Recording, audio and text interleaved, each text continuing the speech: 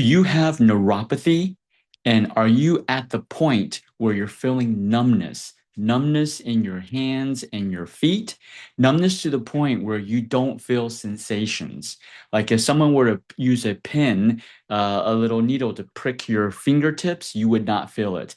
That numbness, I'm talking about severe numbness. If you are to that point, then that means that your nerves are actually dead. That's why you can't feel anything. Nerves allow us to feel pain. So in this situation, you want to feel pain. When you started having the neuropathy, you probably felt some pain, pins and needles and tingling. Those are actually great sensations because they tell you your nerves are still alive. When you don't feel anything, when someone touches your fingers or when you touch your feet, touch the cold tile floor and you can't feel that it's cold, that is a severe situation. Your nerves are dead and are dying. That is a critical situation. That is like the end stage of neuropathy. And if you don't do something about it, it could get to your whole foot. It could go up your leg. It can go up your arm. That's when it's even worse, right? But if you have those, you're in luck. Stay on this video because neuropathy is something my team and I have treated, and we are known for getting phenomenal results for neuropathy. In fact, I was invited onto a medical advisory committee for neuropathy, and they invited all the top neurologists in our city in Austin, Texas. I was the only acupuncturist invited to be on that medical advisory committee. And that reason is because I got great results. My team gets phenomenal results when it comes to neuropathy. Now, if you have the numbness, some of it is reversible. If you've had it for 10 years, if you've had the numbness for 10 years, most likely, at least in our experience, our clinical experience, you're not going to be able to reverse it. Okay. If you've watched my other videos, medications can't reverse it. But with my QRA, quick restorative acupuncture, and the herbs that I'm about to share with you, there is a chance. So that's what I want to go over today. What are the top herbs that my clinic, my team, we use in order to help your nerves regrow? Right. But before I get into the herbs, I want to give you a disclaimer. Otherwise, Google or YouTube will shut my channel down. I am not a physician. I am not trained to prescribe medication, to do surgery. I'm not trained to do emergency medicine, acute medicine. Okay. What I was trained in is restorative medicine, traditional Chinese medicine, acupuncture, Chinese herbs, nutrition, lifestyle. And what I created, something called restorative longevity care. And that's basically helping your body restore its God-given ability to heal itself so that it can continue to heal itself even without us. Okay, let's dive into the dashboard. So today I'm going to go over the top 12 herbs that we use to help people nourish their nerves and help them restore that nerve growth function and reverse some of the numbness that you may be feeling. Now, are these the only herbs that we use? No, we use tons of herbs, different types of TCM herbs, okay? These are just the top ones that also have random clinical trials where there's been research done on these herbs. That's the ones I'm showing you. But do we use many other herbs don't have that random clinical trials? Absolutely, okay? Just because an herb is not tested doesn't mean it's not effective. It's actually, what I mean by it hasn't been tested in the laboratory in the US, but it's been tested everywhere in Asia and Europe. It's been tested for 3,000 years, but I'm only going to go for the 12. And you can see at the top, you can click on this nifty little dashboard. And by the way, if you want access to this dashboard, just comment below dashboard, okay? Put dashboard and my team will provide the link to get to this, okay? So you can see strong evidence, which herbs have strong evidence, which ones are more circulatory, anti-inflammatory, antioxidant, nerve support. You can sort through those.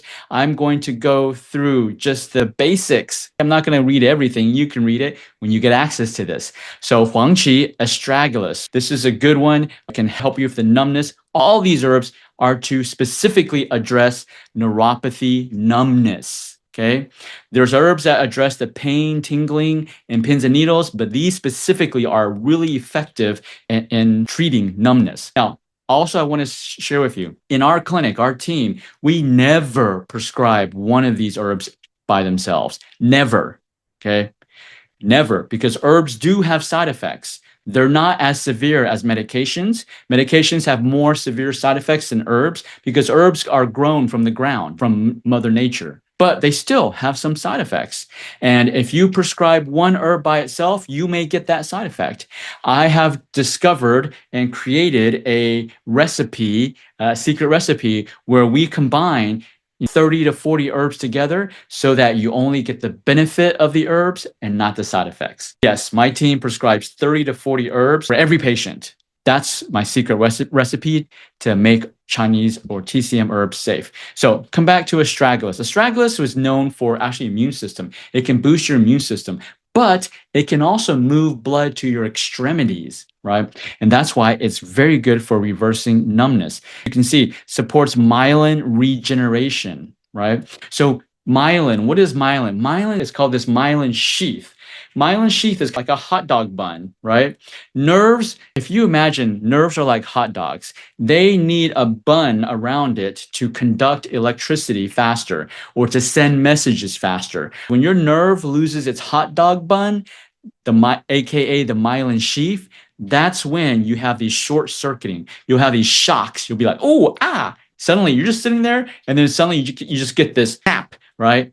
That's most likely your myelin sheath is your hot dog bun is gone or it's shriveled up, okay? It's soaked. You ever soak your hot dog bun in water? It shrinks up, okay? That's what happens with your myelin sheath, and then it affects your nerve conduction. But astragalus, it's very good for myelin regeneration. Dangui, angelica, these are well-known herbs, improves microcirculation, super important. The peripheral nerves, they are not located near big arteries, big veins. They are these little fingertips, they're micro vessels. So there's no medication that can increase microcirculation. So, but TCM herbs, there are many herbs like angelica, dangui. It can vasodilate, open up these little tiny capillaries to bring oxygen and nutrition to your nerves. Next one, salvia, danshen, that's another one. It can improve microcirculation. It protects peripheral nerves from lack of oxygen. Ischemic is lack of oxygen damage.